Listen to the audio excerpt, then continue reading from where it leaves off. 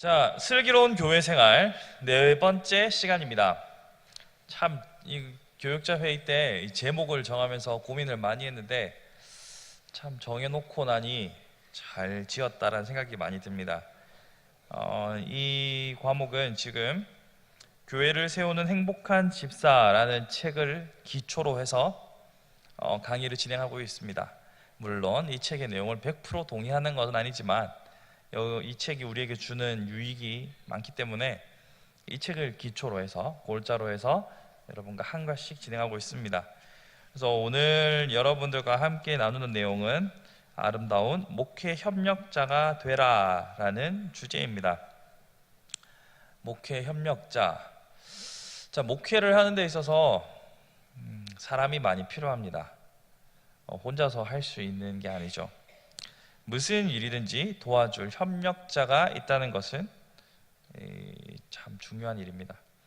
오늘 여기 서두에서도 무슨 일이든지 도와줄 협력자가 있다는 것은 천군만마를 얻는 기쁨일 것입니다. 세상 일도 그러할진데 영적인 일에는 더더욱 좋은 협력자가 필요합니다. 하나님께서 교회에 주신 비전과 사명은 목회자 혼자의 힘으로 이룰 수 없습니다. 온 교인이 협력이 필요합니다. 이러한 돕는 평신도로 성장하여야 한국교회의 부흥을 기대할 수 있습니다 라고 서론으로 시작하죠. 자, 그러면 목사님의 목회에 있어서 어떤 사람들이 필요한지 한번 생각을 해봅시다. 일단은 건물이 있으니까 건물을 유지, 관리, 보수하는데 많은 손길이 필요하죠. 그래서 여러분들이 부득불 토요일에 나오셔서 청소하시고 식당 봉사도 하시고, 우리 안수 집사님들께서는 쓰레기를 정리하셔서 분리 배출하시는 일도 하고요. 또 주차를 관리하시는 분들도 있으십니다. 그리고 주방을 전담하시는 분도 있고, 여기저기 손댈 때가 참 많습니다. 그래서 교회는 사람이 많이 필요합니다. 또 목사님 혼자서 모든 설교를 감당할 수 없기 때문에 저 같은 부교육자도 필요합니다. 교육부서를 맡아서 가르치는 선생님들도 필요합니다. 그리고 그 교육부서를 담당하는 교육자도 필요하겠죠. 자, 이렇게 따지고 보면 정말 많은 사람이 필요합니다. 개척교회라고 해도 많은 사람이 필요합니다. 안락동에 있을 때 건물이 지금 이거에 훨씬 작은 수준이었지만 그렇다고 해서 여러분들의 일이 없지는 않았습니다. 그쵸? 그때도 여러분 식봉하셨고, 그때도 청소하셨고, 그때도 헬퍼 하셨고, 뭐 많았어요. 주차 관리는 없었겠네요. 이렇게 많은 협력이 필요합니다. 그런데요, 많은 사람이 있다는 것은 또 하나의 전제를 가져옵니다. 그것은 갈등이 있을 수밖에 없다는 거죠. 자, 1번을 보시면 한 성령, 한 성도, 다양한 부류라는 소제목을 제가 달아 놓았습니다. 보시면 혼자서 무엇인가 하는 일은 고독하고 힘들지만 갈등은 없습니다. 이 말은 반대로 말하면 함께하는 누군가가 있다면 반드시 갈등이 생길 수 있다는 말입니다. 부부도 둘밖에 안 되잖아요. 혹시 뭐 남편이 두 분이시거나 아내가 한 세 분 계신 분 없잖아요. 그 둘만 모여도 어마어마한 갈등이 존재합니다. 결혼 20년 차 부부가 그제서야 비로소 평안을 찾았다라고 하는 경우도 잘 없습니다. 그때도 싸웁니다. 그쵸? 저는 잘 안 싸웁니다. 네, 반드시 갈등이 생길 수밖에 없습니다. 혼자가 아니라면.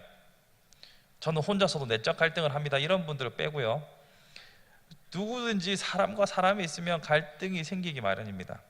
그런데 교회의 회자를 보시면 모일 회자입니다. 모일 회자. 교자는 제가 전에도 한번 설명을 드렸어요.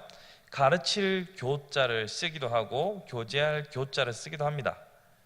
근데 회자는 같아요. 모일 회자. 그러면 사람이 모여야 교회가 된다는 거예요. 물론 나 자신이 교회고 우리의 공동체가 교회다라는 신앙 고백 위에 있지만 일단은 교회는 모이는 데 곳입니다. 그러면 사람이 모이니까 당연히 갈등이 생기겠죠. 그러면 이 갈등 상황에 대해서 우리는 준비를 해야 됩니다. 어떻게든 갈등이 생길 수밖에 없다는 걸 인정을 하고 일단 들어가야 되고, 근데 이게 인정이 안 되시는 분들이 있어요. 아니, 교회가 어찌 그러냐? 아니, 교회가 어떻게 그럴 수 있느냐라고 하시는 분들이 있습니다. 그거 오해하시는 겁니다. 교회는 그럴 수 있습니다. 사람과 사람이 모인 곳이기 때문에 제목에 나와 있는 것처럼 한 성령님께서 역사하시지만 늘 성령 충만한 상태는 아니기 때문에 혹시 저의 말에 반박하실 수 있는 분이 있다면 개인적으로 와서 말씀하시면 제가 미처 알아보지 못해서 죄송하다고 제가 사과를 드리겠습니다. 목사님, 저는 늘 성령 충만한데 사람을 뭘로 보시는 겁니까? 이렇게 하시면 제가 신속한 무릎으로 사과드리겠습니다. 근데 부끄럽게도 저 자신조차도 늘 성령 충만하지는 않더라고요. 저도 그럴진데 여러분들도 그러실 거예요. 그래서 갈등은 언제나 있을 수밖에 없습니다. 그렇기 때문에 갈등에 대해서 우리는 준비를 해야 돼요. 늘 결혼의 환상이 깨지는 것은 우리가 다름으로 인해서 언제든지 싸울 수 있다. 또 나의 집안과 당신의 집안의 문화가 다르기 때문에 언제든지 충돌과 갈등이 생길 수 있다라는 사실을 잊고 있기 때문에 결혼하면 문제가 많이 생깁니다. 사실은 몰라서 그럴 수도 있고 그때 보였는데 내가 인정을 안 해서 그럴 수도 있어요. 모든 것을 사랑으로 극복할 수 있다. 나는 저 여자의 모든 것을 받아들일 수 있다라고 착각했기 때문에 생기는 일일 수도 있죠. 근데 교회는 갈등을 내포하고 있습니다. 그러니까 이름 속에 이미 갈등의 가능성이 존재한다라고 생각하시면 갈등이 와도 크게 상처받지 않으실 수 있다는 말입니다. 자, 그러면 어떤 갈등이 있을까요? 먼저 성도와 성도 간의 갈등이 있겠죠. 그래서 주보를 보시면 성도 간의 금전 거래는 금지한다라고 나와 있습니다. 꼭 지켜주세요, 제발. 왜 보시면서 자꾸 금전 거래를 하시나요? 물론 부득이하여 내가 도무지 돈이 급한데 땡길 데가 없어서 그러실 수도 있겠지만 그래도 하지 마십시오. 교회를 또 내 비즈니스를 위한 영업장으로 만드셔도 안 됩니다. 부득이 뭐 그쪽에서 하나만 팔아주라고 내가 그게 필요하니까 제발 나한테 팔면 안 될까? 뭐 그럴 경우에 그러면 뭐 하나 팔아줘 이런 걸 말하는 게 아닌 거 아시죠? 성도와 성도 간의 갈등은 여러 가지 일들로 있을 수 있지만 금전 혹은 뭐 자존심 혹은 말, 태도 생긴 것 자체가 마음에 안 들어서 갈등이 생길 때도 있어요. 그죠? 쟤는 왜 저렇게 생겨가지고 내 이렇게 심기가 불편하지 막 이런 것도 있을 수 있어요. 우리는 다 성령 충만하지 않기 때문에 그럴 수 있어요. 나는 저 사람이 걷는 모습이 너무 마음에 안 들어 이럴 수도 있어요. 옳다는 건 아닙니다. 그럴 수 있다는 거죠. 성도와 성도 간의 갈등이 있을 수 있습니다. 그리고 성도와 목회자의 갈등이 있을 수 있습니다. 이것도 이유가 다양합니다. 목사님 제 취향이 아닌 것 같아요 뭐 이렇게 하면서 목사님을 싫어하는 경우도 있고 목사님이 의도한 바와 다르게 오해해서 생기는 경우도 있고 목사님은 약간 기대치가 이만큼 있는데 그게 충족되지 않아서 그럴 수도 있어요. 또 목회자와 목회자들 사이의 갈등도 있을 수 있습니다. 그러면 이 경우의 수는 참 다양해요. 다양하고 또 그 정도도 천차만별입니다. 나는 저 사람과 친하게 지내고 싶은데 그 집 자식과 우리 집 자식이 연애를 시작했어요. 그러면 원수가 될 수도 있습니다. 그런 경우도 있어요. 생각해 보세요. 이런 일이 왜 우리의 의도와 상관없이 갈등들은 늘 생길 수밖에 없어요. 그 중에 특별히 오늘은 이 목회자와 성도 간의 갈등 상황에 대해서 한번 살펴볼 거예요. 근데 갈등을 예상하고 준비하지 못하면 여러분 교회가 분리된 거 많이 보셨죠? 쪼개지고 갈라지고 여러 가지 형태로 나타나는 거 많이 보셨죠? 미연에 방지하기 위해서는 갈등 상황에 대해서 어느 정도 이해하고 갈등 상황을 어떻게 극복할 것인지, 특별히 목회자와 성도 사이의 갈등을 어떻게 극복할 것인지에 대해서 조금 고민을 해볼 필요가 있습니다. 자, 흔히 교회는 목사의 리더십이 교회의 현재와 미래를 결정한다라고 말합니다. 동의하십니까? 제가 지금 뭐 잘못했었나요? 이는 교회가 하는 계속 할게요.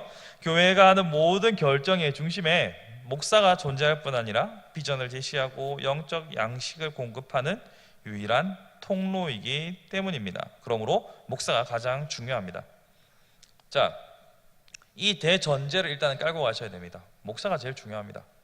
직분상 하나님께서 질서의 하나님이라고 뒤에도 언급하겠지만 질서를 따라서 하나님께서 목사를 통해서 은혜를 공급하십니다. 여기엔 안 나와 있지만 예배라는 것을 한번 생각을 해봅시다. 예배는 말씀과 성례가 침례되는 것이 헌법이 말하고 있는 예배다라고 말씀드렸죠. 그래서 수요 기도회, 금요 기도회, 새벽 기도회, 특별 집회가 되는 겁니다. 그럼 예배의 핵심적인 요소는 말씀과 성례, 성례는 세례와 성찬이에요. 그러면 말씀을 누가 감당합니까? 목사가 감당하죠. 성찬은 누가 주도합니까? 목사님이 집례하죠. 세례는 누가 베풉니까? 목사가 하죠. 그럼 교회는 뭐 하는 공동체입니까? 예배하는 공동체죠. 그러므로 교회는 곧 목사입니다. 그래서 아까 제가 목사님 안식일 동안 여러분께서 생각날 때마다 기도해 주시고 밥 먹을 때마다 기도하시고, 여러분 식사 자리에 가시면 숟가락 젓가락 들고 누가 시키지도 않았는데 기도하시고, 혹시 누가 잠깐 말 걸면 헷갈려가지고 기도 한 번 더 하시고, 기도는 꼭 하시잖아요. 그때 붙여서 꼭 기도해 주세요. 목사님을 중보하며 기도해 주십시오. 목사가 제일 중요합니다. 또 우리는 대한예수교 장로회죠. 장로교회가 어떤 조직인지 아십니까?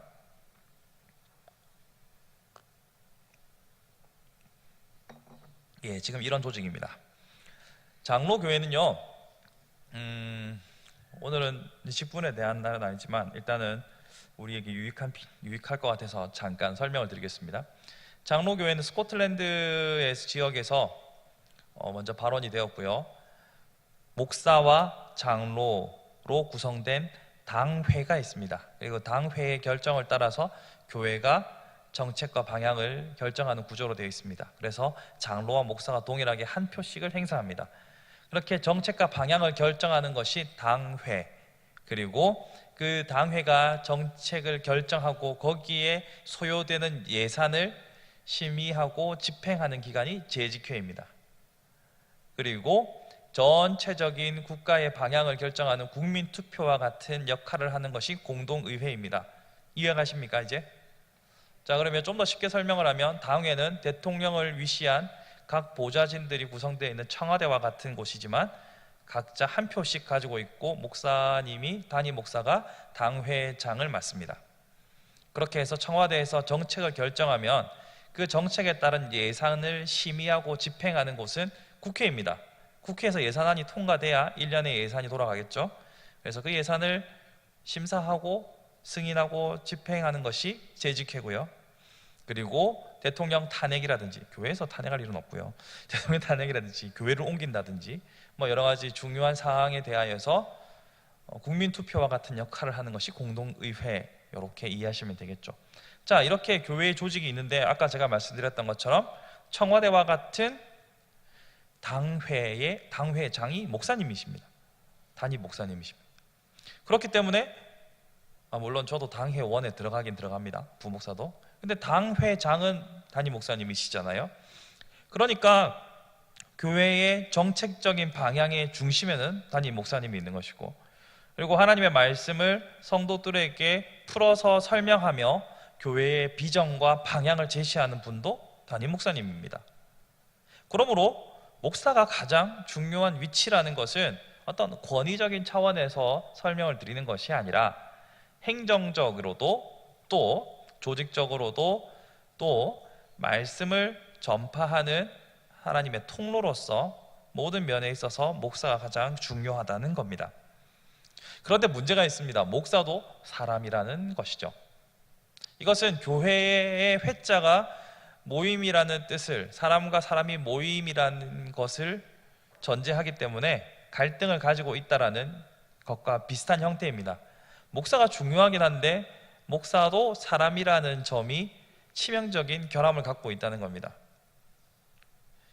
만일 천사처럼 어떤 사람이 아닌 다른 존재가 교회의 지도자로 서 있으면 모든 일은 명백하고 간단해집니다. 그 사람이 아니고 그런 존재는 흠이 없잖아요. 인간 아담처럼 그 죄의 본성을 가지고 있지 않잖아요.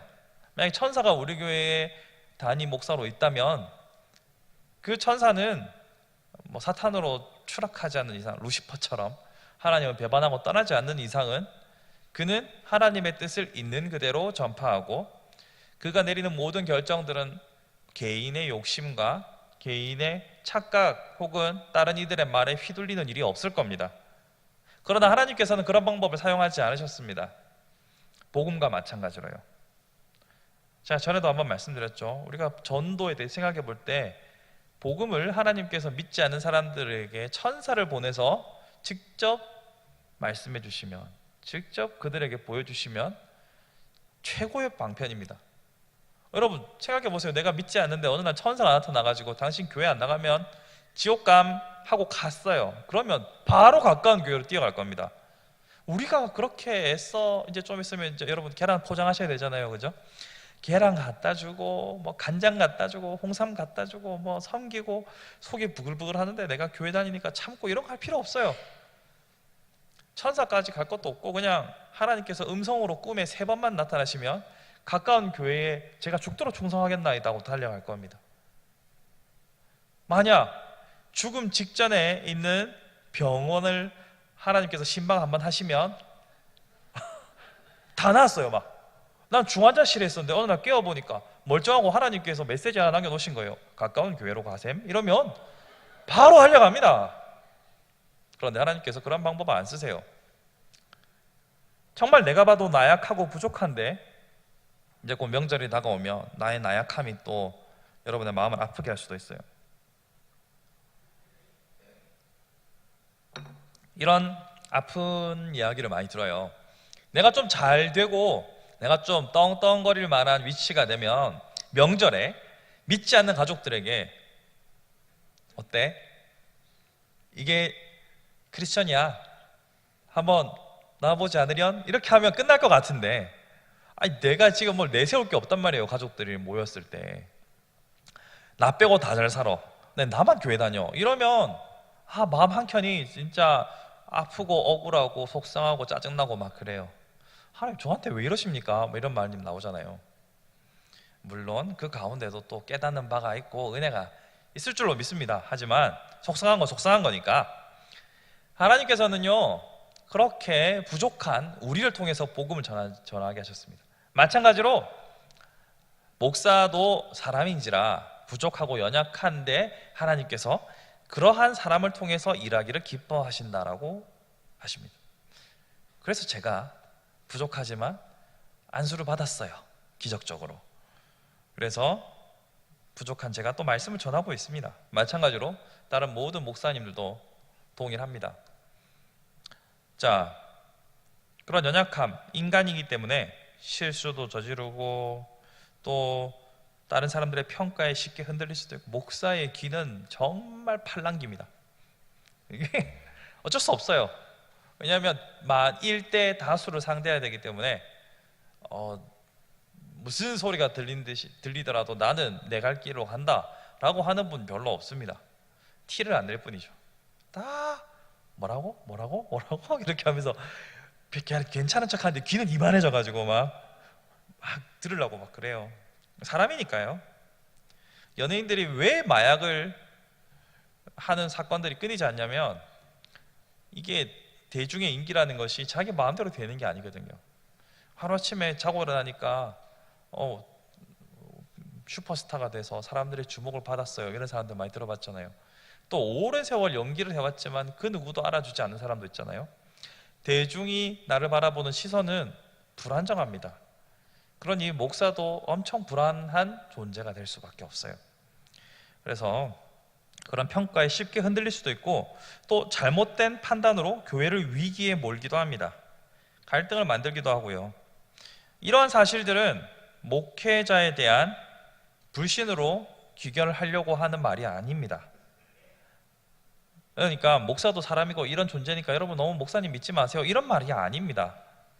제가 드리는 것은 다만 교회의 모든 구성원들로 하여금 늘 깨어 있어야 하는 당위성을 부여합니다.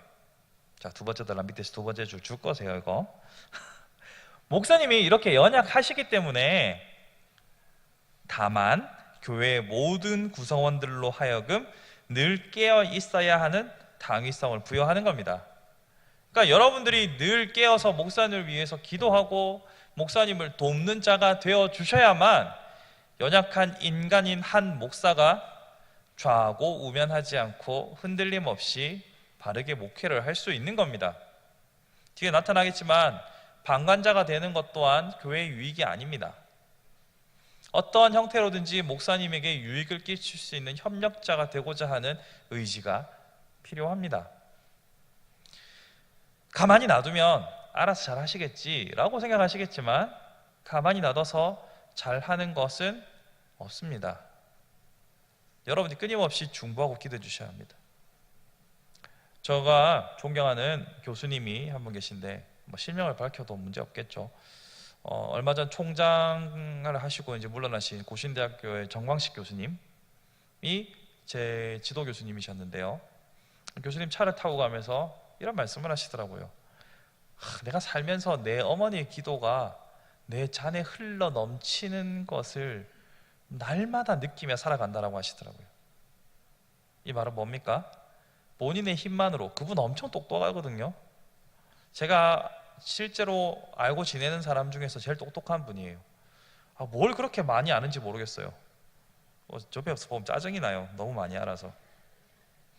그 정도로 많이 알고 똑똑한 분이에요. 우리 교단 안에서도 한때는 지금도 마찬가지지만 천재라 불리우던 사람 중에 한 명입니다. 그런 분이 하시는 말씀이 내 어머니의 기도가 내 잔에 흘러 넘치는 것을 날마다 느낀다라고 하셨어요. 즉 다른 누군가의 기도와 도움으로 오늘날 여기에 내가 있다는 사실을 잘 아시는 거죠. 목회도 마찬가지입니다. 그래서 부흥하고 잘 되는 교회들에서는 그 목사님을 위한 기도의 모임들이 참 많습니다. 우리도 중보기도 하시잖아요. 이게 얼마나 큰 위력인지 모릅니다. 다만 더욱더 많은 분들이 함께 기도할 수 있으면 더욱더 좋을 거라 생각합니다. 자, 그래서 동역자가 되어야 하는데 교회 구성원들을 살펴보면 제목에서 나와 있는 것처럼 한 성령님이고 한 성도이긴 하지만 다양한 부류가 나타나게 되어 있습니다. 먼저 협력자가 있고요, 방해꾼이 있고요, 방관자도 있고 대적자도 있습니다. 자, 이것은 이 책이 제시하고 있는 83쪽에 나와 있는 이 책에서 분류하고 있는 기준입니다. 그러나 저는 거기에 전적으로 동의할 수는 없습니다만 일단은 책의 내용을 따라가면서 또 저의 생각을 밝히도록 하겠습니다. 자, 먼저 방관자를 한번 살펴보겠습니다. 방관자는 교회 안에서 분명히 있습니다. 어떠한 이유에서든지 일단 열정이 식은 상태죠. 아니면 처음부터 열정이 없었거나, 그러니까 교회에 나가지 않으면 당신과 살지 않겠어라는 무시무시한 협박 때문에 어쩔 수 없이 꺼다 놓은 보릿자루처럼 교회에 있는 방관자도 있습니다. 그러나 대부분 방관자들 부류는 어떠한 이유에서인지는 알 수 없지만 열정이 식어버린 상태라고 볼 수 있겠죠. 이런 사람들은 교회에 끼치는 영향은 미비합니다. 하지만 그들도 하나님의 자녀라는 사실은 변함이 없고 그들이 열정이 식어버린 이유도 다양하기 때문에 섣불리 정죄하거나 강압적인 태도로 무엇인가를 강요하는 것은 매우 위험한 행동입니다. 자, 우리는 모두가 다 선지자라고 스스로 여기는 실수를 범할 때가 있죠. 우리가 딱 셀을 떠올려 보면 셀 안에서 이 사람은 방관자에 속하겠구나라고 떠오르는 사람들이 있을 겁니다.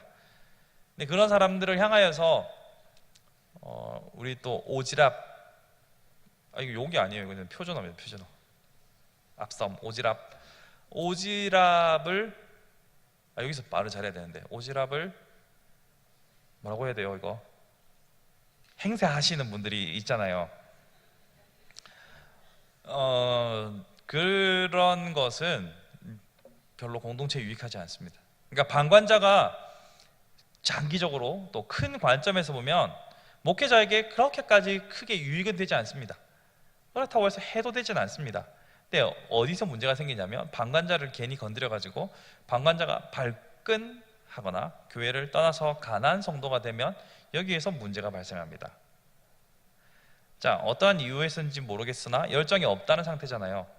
그 없는 상태가 원인이 다양할 수 있고 우리가 미처 알지 못할 수도 있습니다. 그런데 니 그러다가 하나님한테 진짜 야무지게 한 대 맞는다라고 말하면 듣는 사람 입장에서 좋을까요? 감사할까요? 아니면 싫을까요? 싫죠. 여러분, 시대는 점점 바뀌어가서 여러분들이 태어난 연도가 언제든지 간에 시대의 영향을 받게 되어 있습니다. 그러니까 여러분이 지금 70대라 하더라도 20년 전에 70대와 여러분의 지금의 70대는 다르잖아요. 우리는 이 사회 속에 살아가면서 각종 미디어를 접하고 있기 때문에 내 나이 90도 과거의 90과는 같을 수가 없습니다. 그러면 오늘날 이 사회는 남의 일에 개입하는 것에 대해서 상당히 불쾌함을 표하는 시대입니다. 누군가 내 인생에 간섭하는 것을 쉽게 용납하지 않습니다. 마찬가지로 열정이 식은 사람이라면 교회 안에서의 관계도 많이 식어져 있을 수도 있습니다. 그래서 여러분을 의미 있는 타인으로 여기지 않을 수도 있습니다. 여기서 의미 있는 타인이라는 말에 주목하셔야 됩니다. 자, 자아가 있고 타인이 있잖아요. 타인이라고 다 같은 타인이 아니고 의미 있는 타인과 의미가 없는 타인이 있습니다. 근데 열정이 식은 사람은 교회 안의 타인들을 의미 없는 타인으로 인식을 하기 마련입니다. 그런 이들에게 잔소리를 듣고 싶어하는 사람은 아무도 없습니다. 물론 그렇게 방관자로서 뜨겁지도 않고 차갑지도 아니한 교회는 욕먹은 것처럼 이러한 성도는 욕을 먹을 것입니다. 그러나 그 욕하는 대상이 우리가 되어서는 안 되겠죠. 하나님께서 심판합니다. 그래서 맨 뒤에서 두 번째 줄을 보시면 그 사람들은 세 번째 줄이군요. 아직 개인적으로 하나님의 때가 이르지 않았을 수도 있고, 아직 하나님의 때가 이르지 않았을 수도 있어요. 때가 안 찬 거예요.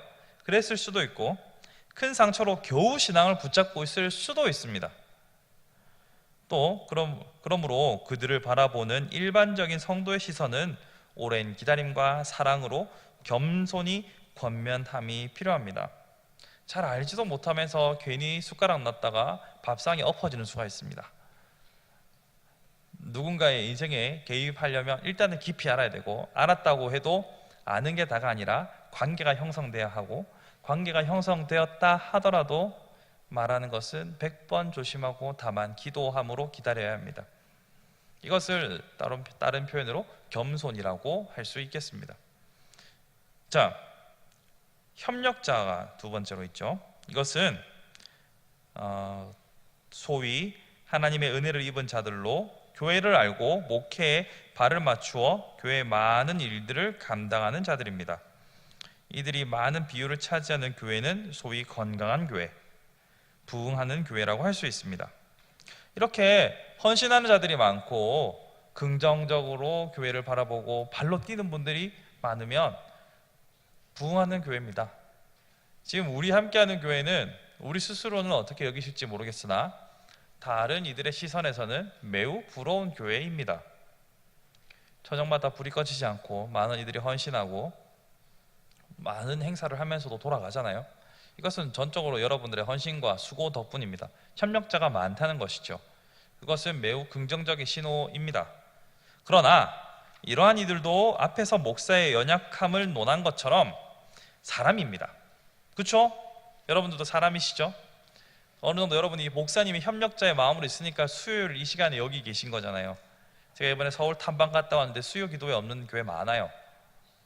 근데 그게 꼭 나쁘다는 게 아니라 그 사람들의 이제 라이프 스타일에 맞춰서 수요일 낮에 모이고 뭐 새벽을 강조하고 뭐 이렇게 형태가 다양하게 기도의 전체 횟수가 주는 게 아니라 시간대가 바뀌어서 그렇지 하긴 합니다만, 그래도 이 시간 이 자리에 이렇게 오신다는 것은 협력자의 기본적인 모습이라고 할 수 있겠죠. 그런데 이런 사람들의 열정이 오히려 독이 되는 순간들이 나타나기도 합니다.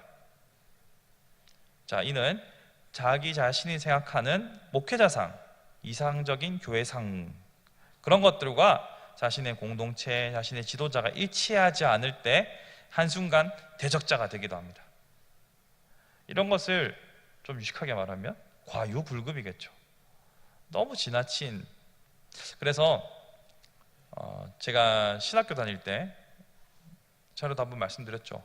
우리 신학교에 그 불문율과 같이 내려오는 전통 사모가 되겠다는 여자만 만나지 않으면 된다. 들어보셨어요? 또 오늘도 새롭네요. 자, 우리 선배들에게 배운 정말 중요한 격언입니다. 아동학과라고 있어요. 고신대학교 안에. 신학과가 있고요. 신학과는 남탕입니다. 아동학과 여탕입니다. 그래서 그 두 과는 서로 친하게 지냅니다. 서로의 필요를, 수급을 채우기 위해서 친하게 지냅니다.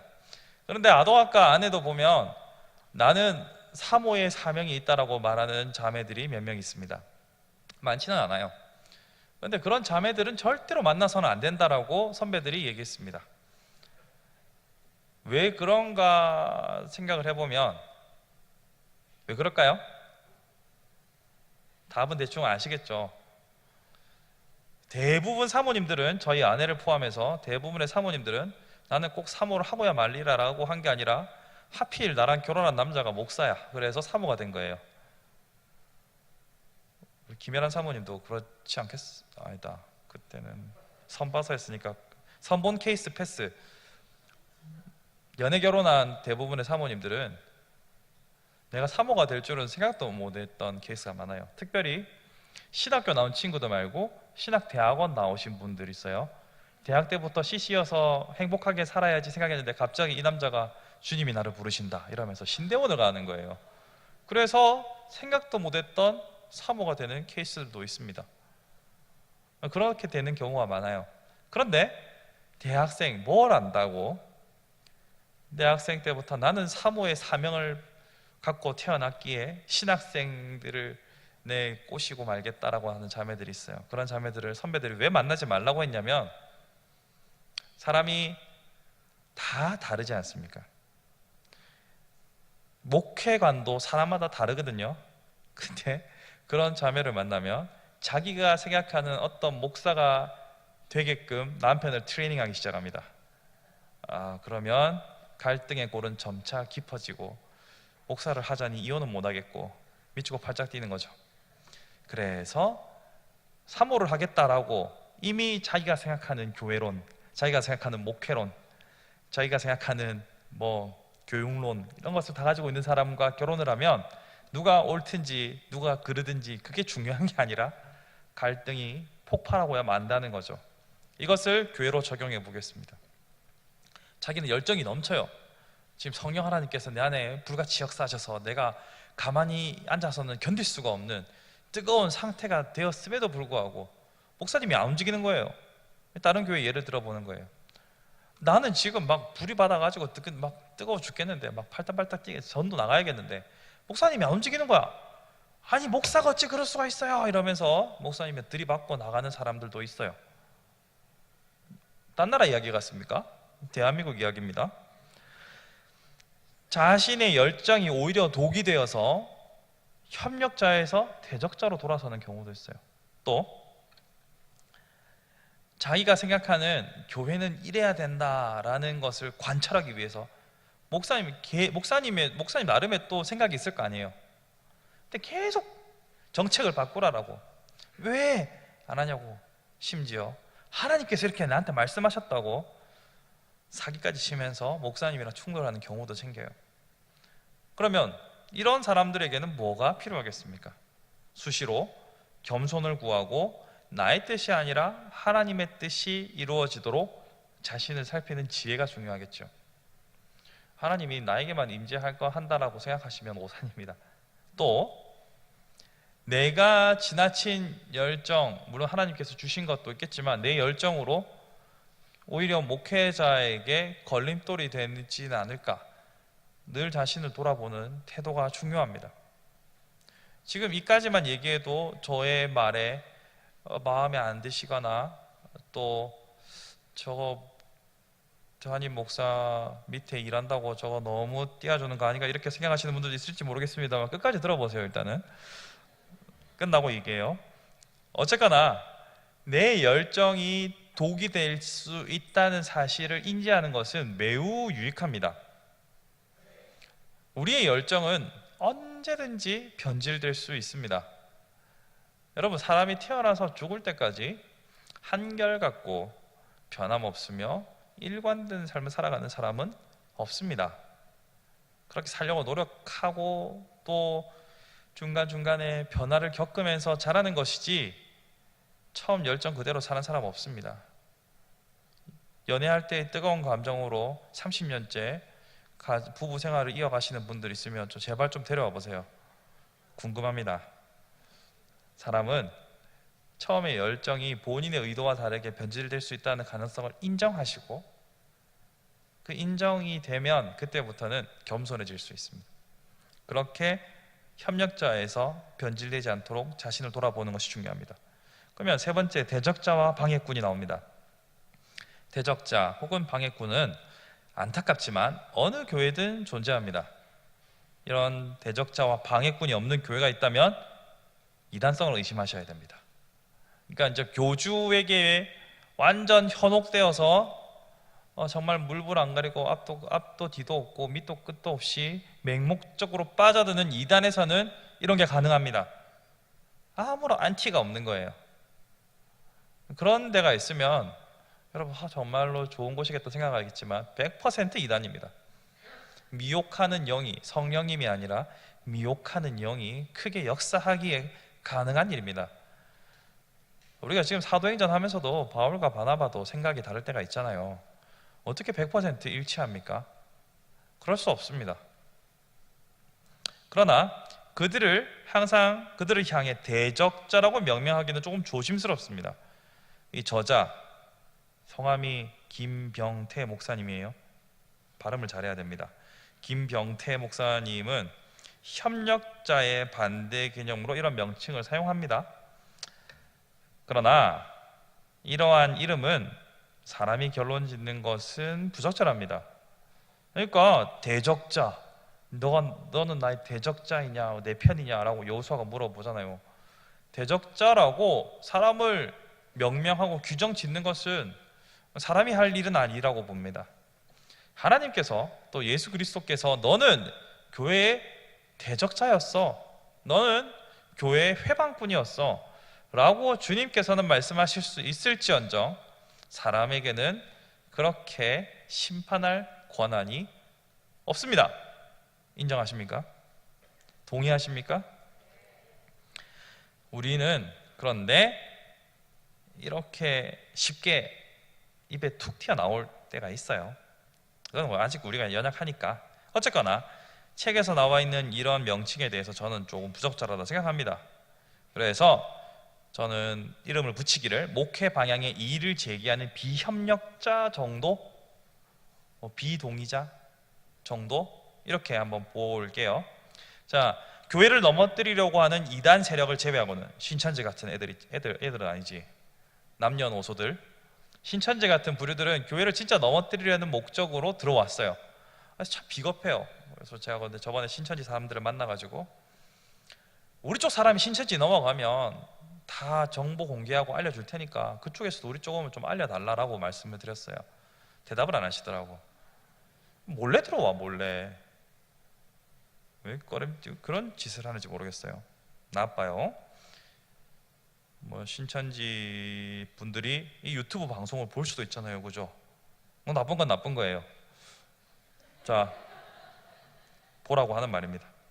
자, 이런 이단 세력들을 제외하고는요, 대부분 교회를 사랑하는 열정에서 비롯되는 거예요. 아까 앞에서 말씀드렸던 것처럼 열정이 과해서 그 열정에 도취되어서 변질되는 케이스인 거지, 처음부터 그렇게 교회를 넘어뜨리고자 하는 목적이 있는 사람은 아무도 없습니다. 이 교회에서 세례를 받고 혹은 이 교회의 큐티 학교를 거치면서 이 교회의 성도가 되기로 작정하고 나는 이 교회를 흙탕물로 만들 것이다 라고 생각하는 사람이 어디 있습니까?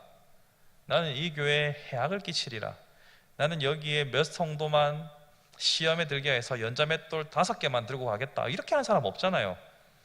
처음부터 대적자가 되고자 하는 사람 없습니다.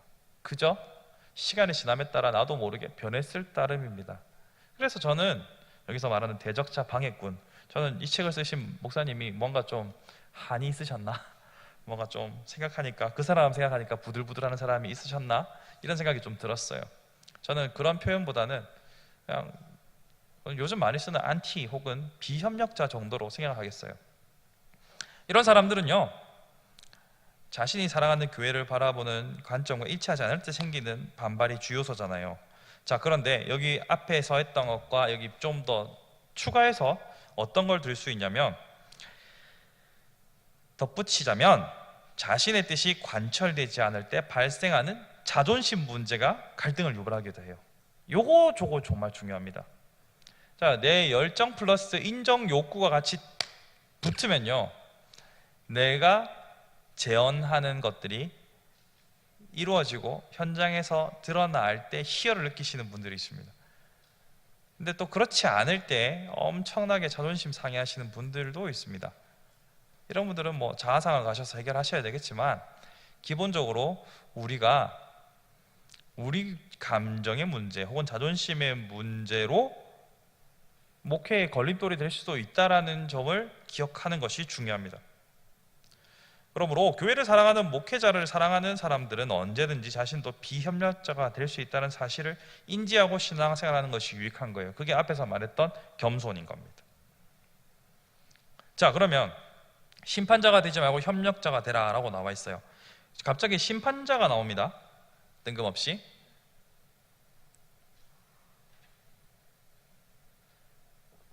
자, 여러분, 하루에도 셀 수 없을 만큼 많은 판단을 내리시며 살아가시죠. 이걸 먹을까 저걸 먹을까 결정하시고, 저거를 죽일까 살릴까 뭐 이렇게 고민하시고, 이놈의 다리 몽둥이를 부러뜨려야 되나 놔둬야 되나 고민하시고, 많은 또 판단을 하고 사시잖아요. 뉴스를 볼 때마다 얼마나 많은 뉴스가 쏟아집니까? 이 나쁜 놈, 이건 이 사람 훌륭하다, 뭐 어떻게 이럴 수가 있지, 정부를 비판하기도, 어떤 당을 비판하기도 하고, 여러분 순간순간 엄청나게 많은 심판들을 하면서 살아가십니다. 판단을 하면서요.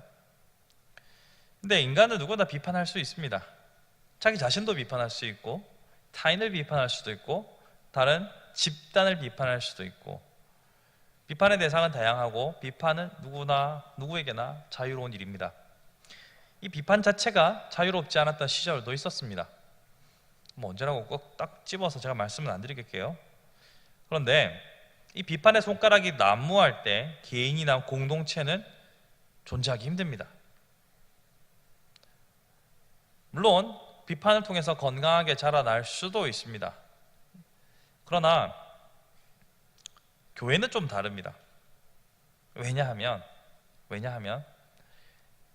아까 제가 목사님을 말씀과 성례를 집례한다고 말씀드렸죠. 그러면 정말 싸게 표현하면 파이프예요. 파이프. 목사님이 은혜의 관, 은혜의 통로. 근데 이 파이프가 누수가 생기고 파이프가 균열이 가면 온전하게 상수도를 공급받기 힘들겠죠. 자, 목사님을 통해서 이게 흘러나오기 때문에 비판이 너무 많아지면 이 파이프가 자체가 손상을 입을 수 있다는 점입니다. 사회적으로는 비판이 많이 있어도 괜찮습니다. 왜냐하면 사회는 한 개인이 사회적인 흐름을 이어가는 관으로 존재하는 게 아니라 사회 구조가 전체를 떠받들 수 있도록 조직화되어 있습니다. 대통령이 비난을 받고 탄핵이 돼도 다시 대통령 뽑으면 돼요. 국회의원이 지역구에서 정말로 삽질을 열심히 하셔서, 이 말은 열심히 의정활동했다는 말 아닌가 아시죠? 삽질을 열심히 하면 다음 선거 때 새로 뽑거나 아니면 문제가 생기면 보궐선거를 하면 됩니다. 그러면 그 전까지 대리 업무를 하게 되겠죠. 사회 시스템은 사람이 중심이 아니라 구조가 중심입니다. 물론 사람도 중요하지만, 그러나 교회는 사람이 중심입니다. 하나님은 사람을 통해서 일하기를 원하셨고, 사람이 무너지면 많은 것이 무너질 수 있습니다. 그렇기 때문에 비판을 누구보다도, 이게 피라미드 구조라면 누구보다도 많이 받을 수 있는 위치에 있는 목사님을 여러분들이 스스로 보호하려고 하는 것이 본인에게 유익합니다. 왜냐하면 상수도가 손상이 되면 원활한 물을 공급받지 못하기 때문입니다. 그래서 누구나 비판하긴 쉽지만 완벽한 사람이 어디도 없다라는 사실을 인정하십시오. 아까도 제가 말씀드렸죠. 목사는 사람이기 때문에 우리가 더욱더 기도해야 할 당위성을 찾는다라고 말씀드린 것처럼, 목사님도 사람이기 때문에 그 완벽한 사람이 어디에 없다는 걸 인정하셔야 합니다. 다른 말로 하면 예수님의 표현을 빌려서 다른 이의 눈에 있는 티끌을 보지 말고 네 눈에 있는 들보를 보라고 하셨죠. 티끌과 들보는 비교의 대상이 아닙니다. 사이즈가.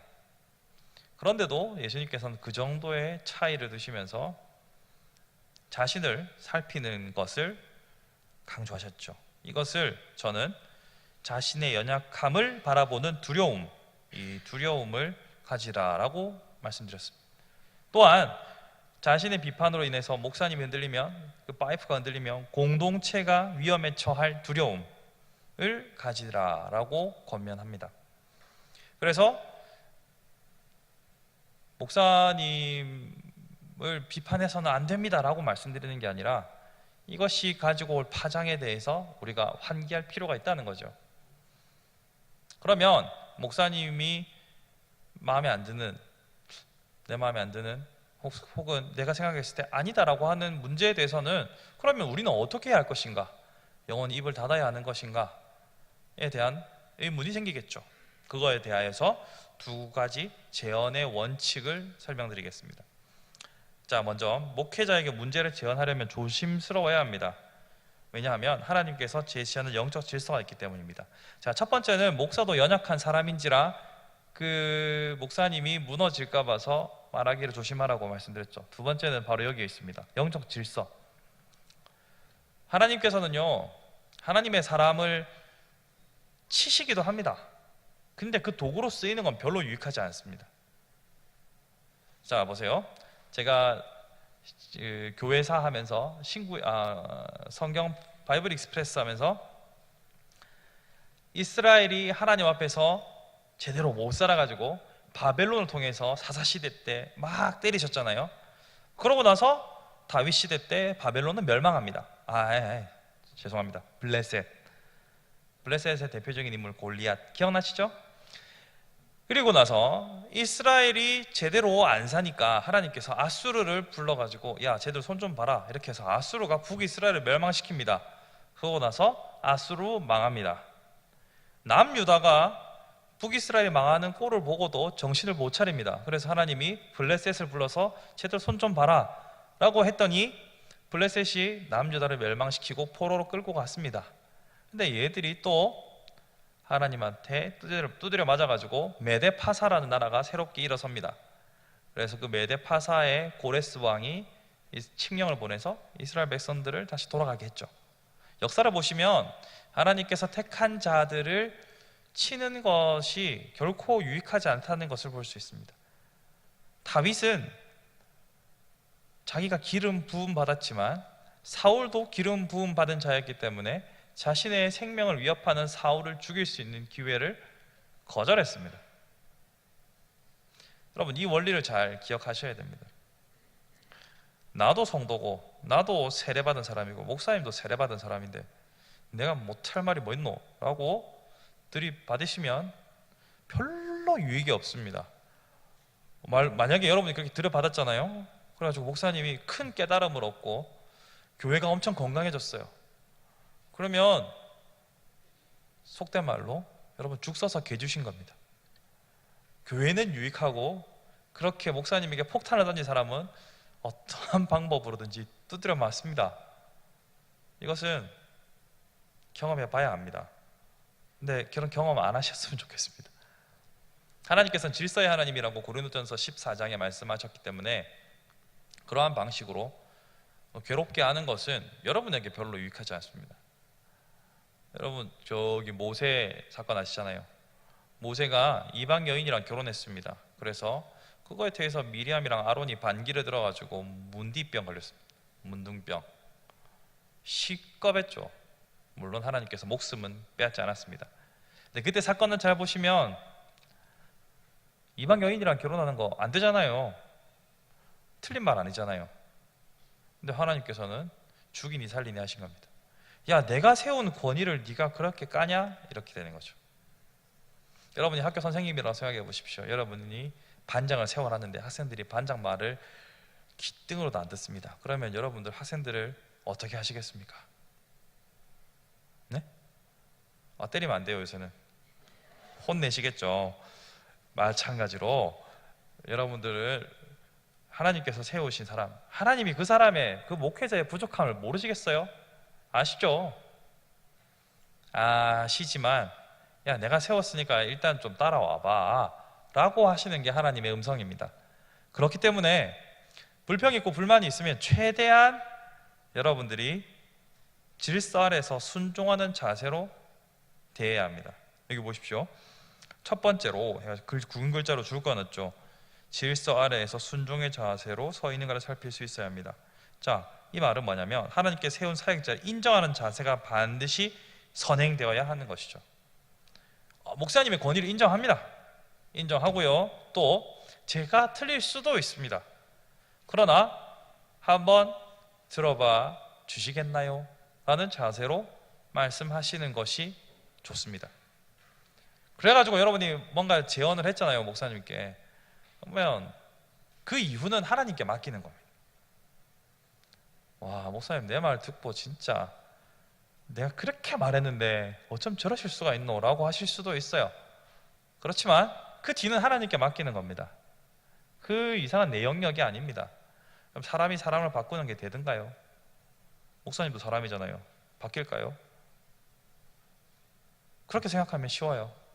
그런데 그렇지 않다고 해서 내가 대적하고 내 마음에 자존심, 내가 나를 도대체 뭘로 보고 자존심이 상하고 혼자서 감정의 요동을 치면 손해입니다. 질서에 순종하는 자세로 접근하는 것이 지혜롭습니다. 여러분, 입을 다물라는 말이 아닙니다. 말씀하지 마세요라는 게 아니에요. 언제든지 여러분은 목사님한테 말씀하십시오. 대신에 가서 너무 오래 계시지 마시고, 네, 설교 준비할 시간을 확보해 드려야죠. 서면으로 보내세요. 아니면 편지로. 목사님 저 이런 궁금해요. 좀 이렇게 하시면 어떨까요? 그러면 저보고 답장하라고 하겠죠. 어쨌거나 최대한 질서를 인정하는 마음으로 겸손하게 어떻게 그렇게 여러분들이 하시는 것이 여러분 신상에 유익합니다. 이것은 여러분이 다칠까 봐 드리는 말씀입니다. 명백히 말하면 목회자를 위한 제안이 아니라, 그러니까 목사님을 위한 제안이 아니라 성도를 안전하게 지키기 위한 저의 제안인 것입니다. 여러분이 아프면 저도 아파요. 두 번째로, 무엇이 나를 움직이는 동인인가, 동기고 원인인가를 판단하셔야 됩니다. 자, 만일 내가 지금 목사님께 뭔가 제언을 하고 뭔가 반기를 드는 행위가 정말 목사님을 사랑해서 그리고 교회를 유익하기 위함이 아니라 감정, 이권 혹은 자존심이라면 중심을 보시는 하나님 앞에서 책망을 피할 길이 없습니다. 이권이 걸릴 때도 있습니다. 분명 교회가 점점 커지면 교회가 운용하는 자금도 많아지고 교회가 어떤 사업을 하느냐에 따라서 나의 이권이 오갈 수도 있습니다. 여러분, 1년에 우리 주방에서 나가는 돈이 7천만 원입니다. 밥값만 7천만 원. 계산하면 우리 교회 예산의 5%는 밥값으로 먹어치웁니다. 엄청난 금액입니다. 5% 쓰는 데 없어요.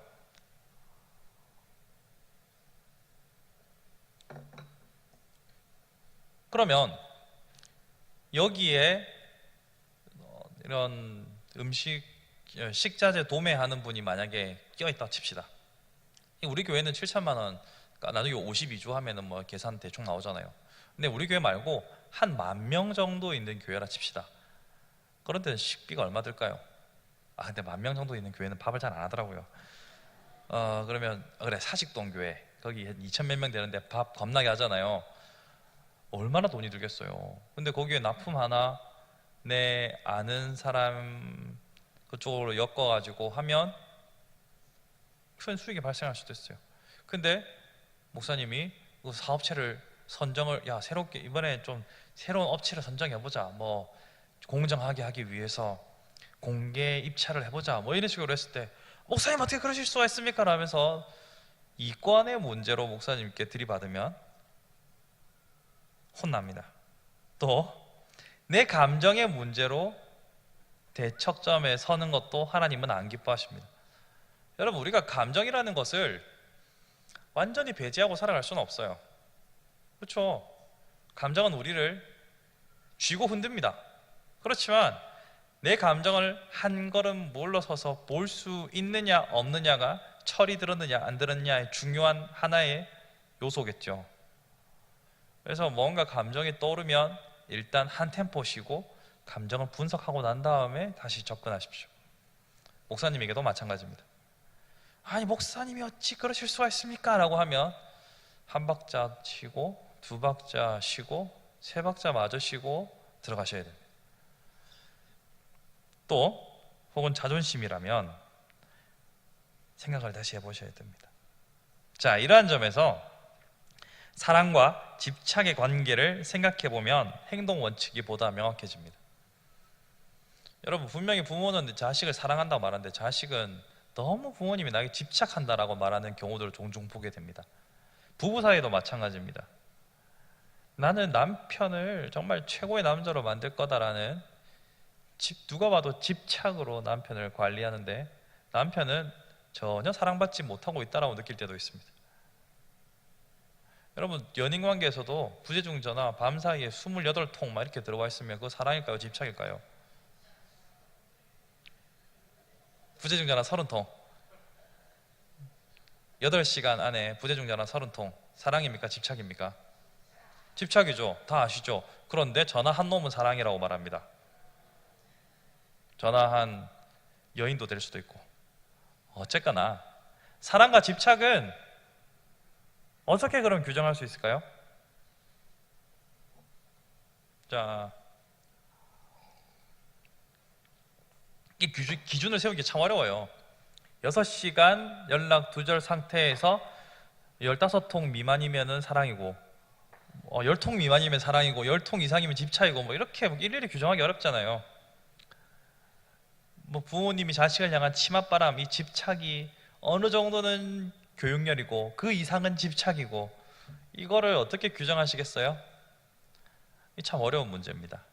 마찬가지예요. 목사님을 사랑하는 마음, 또 교회를 사랑하는 마음이 집착과 애정의 경계선에서 이 무슨 경계선 장애도 아니고 내가 지금 뭔지 모를 때가 있습니다. 이것은 방관자를 제외하고 협력자와 대적자에서만 해당되는 이야기입니다. 자, 지금 무엇이 나를 움직이는 동기인가를 생각할 때 감정 혹은 자존심 이야기했잖아요. 이 감정과 자존심을 만드는 게 뭔고 생각해보면 이게 나의 애정인지 집착인지 구분이 안 돼서 생기는 경우가 많단 말이죠. 내가 교회를 사랑하고 정말 목사님을 사랑해서 움직이는 게 아니라 집착 때문에, 집착은 다른 말로 하면 자기애일 수도 있어요. 이걸로 내가 움직이는지 이걸 구분해야 돼요.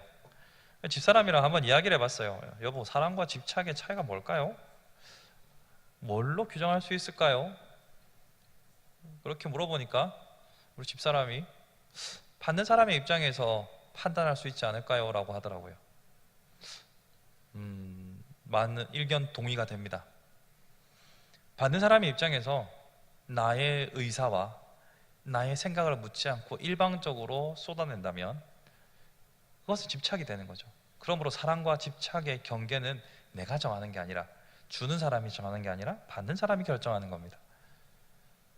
받는 대상이 결정하는 거라는 거죠. 그러면 여러분들이 목사님을 향한 사랑이라 쓰고 모두가 다 집착이라고 읽는다면 생각해 볼 필요가 있겠죠. 자, 둘 다 애정에서 시작하는 건 맞습니다. 사랑과 집착. 그렇지만 상대방의 입장이 아닌 자신의 독선이 이끌 때 집착이 되는 것이죠.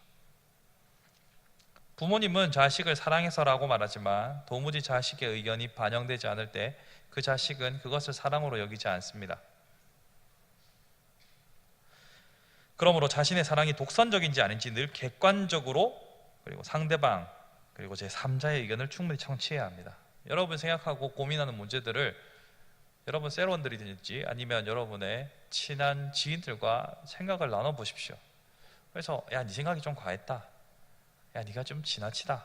혹은 야, 그거는 정말 교회에 유익이 되고 목사님을 위한 것이 될 수 있겠다. 의견을 나누셔야 합니다. 이렇게 자신의 생각을 객관화하는 과정을 거치지 않으면 우리는 언제든지 감정에 이끌리는 사람이 될 수 있습니다. 상대방 그리고 제3자의 의견을 충분히 청취하는 것, 이것이 바로 지혜입니다. 지혜가 딴 게 아닙니다. 나의 불완전함을 인정하는 것이죠. 이게 안 돼요. 잘 인정이 안 돼요. 누가 나의 불완전함에 대해서 조금만 언급하면 기분이 몹시 상합니다. 알겠거든, 이렇게 되는 거죠. 알거든, 이렇게 되는 거예요. 자, 여러분이 정말 기도를 열심히 하고 계실 때는 누군가가 정말 기도가 중요하다 그자 이렇게 말하면,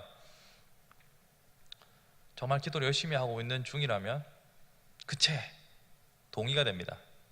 근데 여러분이 기도가 잘 안 돼서 내가 언제 마지막으로 기도했는지 기억도 안 나고 있는데 기도가 정말 중요하다고 옆에서 얘기하면은 꺼지라라고 말할 겁니다. 아마.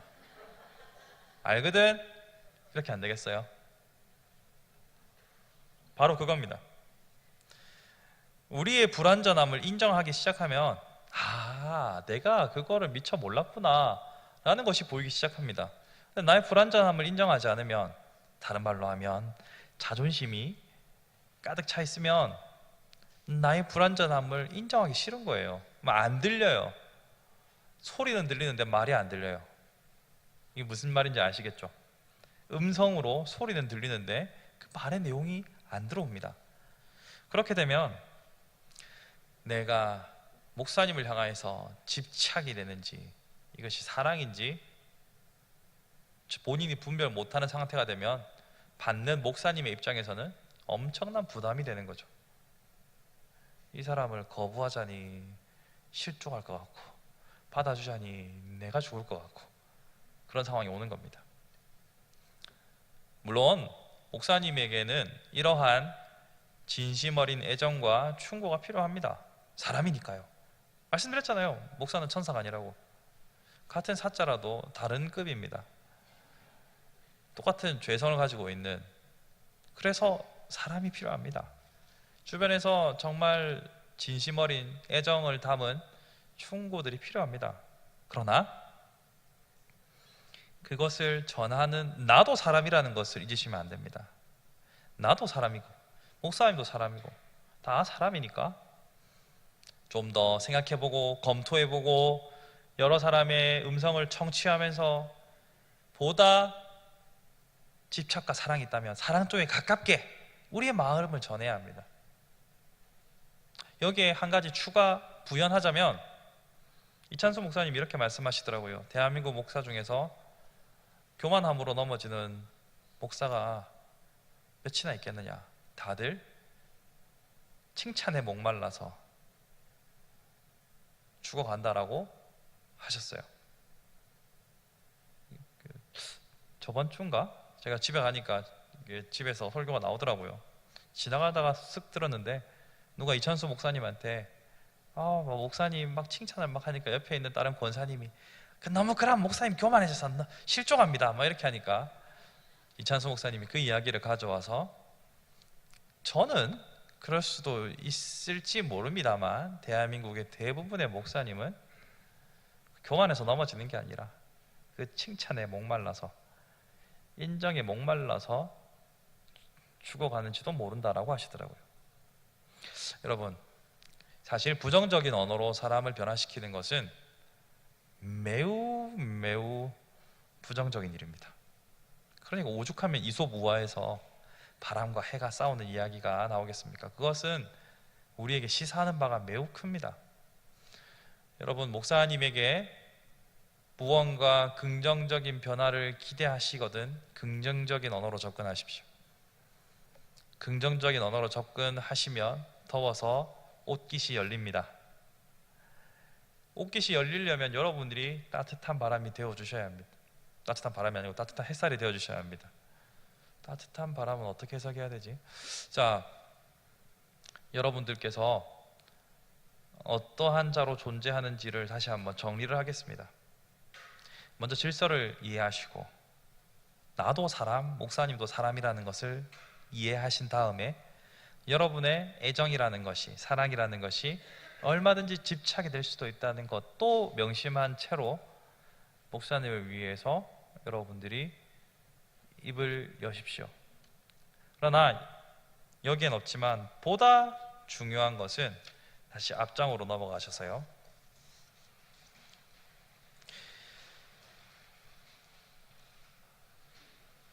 1번의 두 번째 단락 맨 밑에서 두 번째 줄을 함께 읽어보겠습니다. 다만 교회 모든 구성원들로 이 부분을 함께 읽어보겠습니다.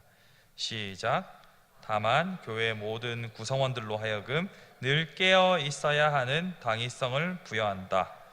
여기 당위성을 부여하는 것이 깨어 있어야 한다는 거죠. 깨어 있다는 것은 무슨 말입니까? 기도하는 사람입니다. 여러분, 그 모든 일에 앞서서 기도하는 사람이 되지 않으면, 여러분이 충분히 기도했다라고 생각하지 않으시면 말하지 마십시오. 이건 단언컨대 말씀드릴 수 있습니다. 여러분이 만약 목사님을 위해서 한마디의 말을 하고자 한다면 100시간의 기도를 권장드립니다. 이건 지금 생각난 거예요, 솔직히 말해서. 많이 기도하시고 기도해보시고 말씀하십시오. 그렇게 기도하고 말씀하시면 성령님이 역사하십니다. 근데 기도하지 않고 내 생각이 앞서면 우리는 언제든지 넘어질 수 있습니다. 이것을 인정하는 것이 지혜입니다. 아까도 제가 말씀드렸죠. 나의 불완전성을 인정하는 것이 지혜입니다. 여러분, 슬기로운 교회 생활을 위해서 제가 목회 협력자가 되라는 주제로 말씀을 드렸습니다. 강의 내용이 크게 어렵지 않았으리라 생각해 봅니다. 그러나 이것도 여러분들의 의견을 들어봐야 제가 용어를 바꿀지 또 다음번에는 또 얼마나 더 쉽게 할지를 결정할 수 있겠죠. 마찬가지입니다. 여러분의 모든 생각과 결정들을 끊임없이 다른 이들의 의견을 청취하면서 발전해 가십시오. 그렇게 조금 더 다듬어진 형태로 목사님과 이야기하시고 위에서 기도하실 때 사람과 사람이 모인 곳의 갈등이 진화될 수 있습니다. 그렇게 서로 아름답게 이 교회를 세워나갈 수 있기를 바랍니다.